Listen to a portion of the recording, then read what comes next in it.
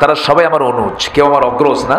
আমার অগ্রজ একজনই আছেন, তারিক মুনার ভাই। এমনি তো আরো সিনিয়র যারা আছেন, একজন তো খাঁচার মধ্যে বন্দী আছেন, তিনি ফিরবেন, আবার আবার বীরের বেশে ফিরবেন। জোরে বলি ইনশাআল্লাহ, জোরে বলি ইনশাআল্লাহ। আল্লাহ কবুল করুন। তার সঙ্গে আমরা দোয়া করি, আমি দোয়া চাই, সবাইকে আমার জন্য দোয়া করবেন।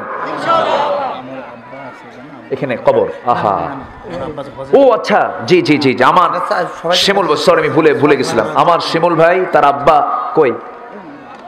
জি আলহামদুলিল্লাহ, তো উনি হজের ইরাদা করেছেন, তো জি জি জি, আল্লাহ যেন তাকে হজ্জে মাবরুর করার তৌফিক দান করেন। আল্লাহ হজ্জে মাবরুর জুটায় দেন। জোরে বলি আমিন। বাবা তুমি আবার কি করলা? আচ্ছা তুমি বসো।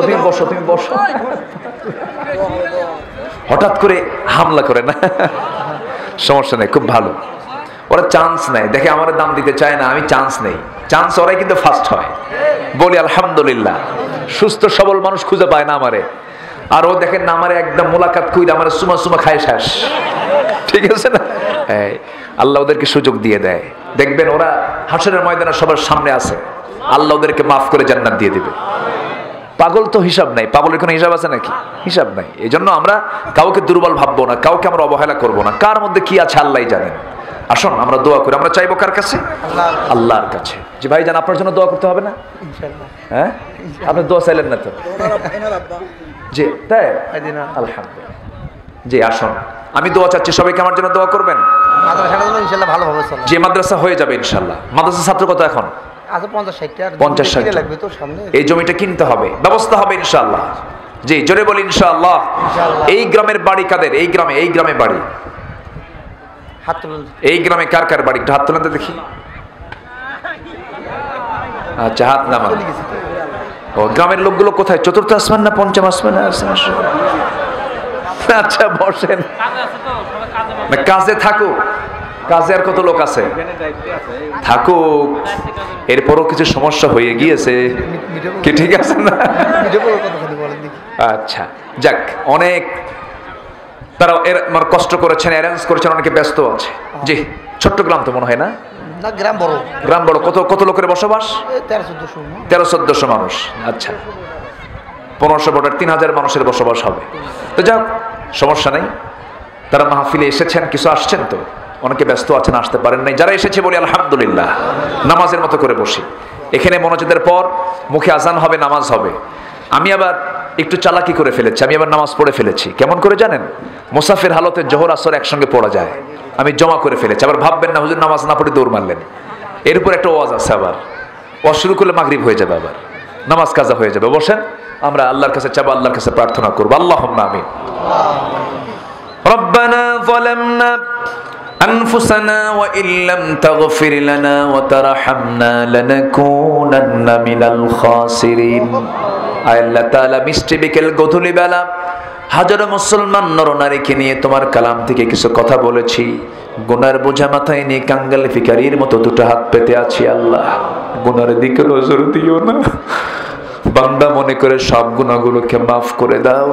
জনম দুঃখিনী মা যারা চলে গেলেন, জিন্দেগির গুনাহগুলো মাফ করো, কবরগুলোকে জান্নাতের টুকরা বানায়া দাও।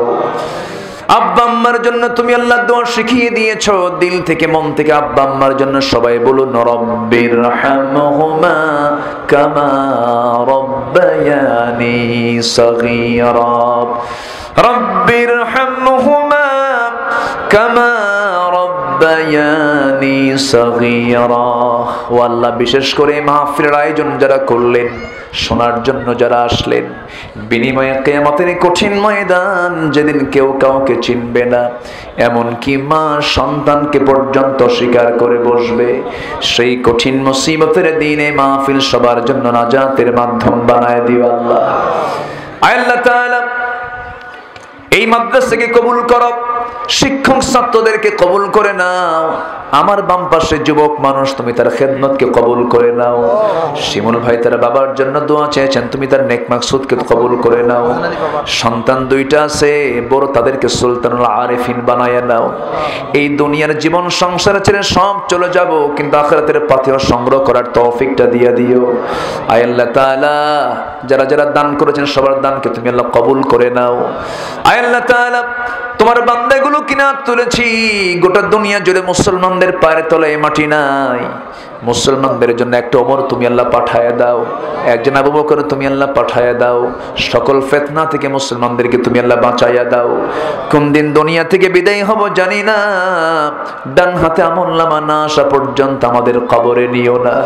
ইয়া মুকাল্লিবাল কুলুব সাব্বিত কলবি আলা দাইনিক, আল্লাহুম্মা হাসিবনি হিসাবান ইয়াসিরা, আল্লাহুম্মা হাসিবনি হিসাবান ইয়াসিরা।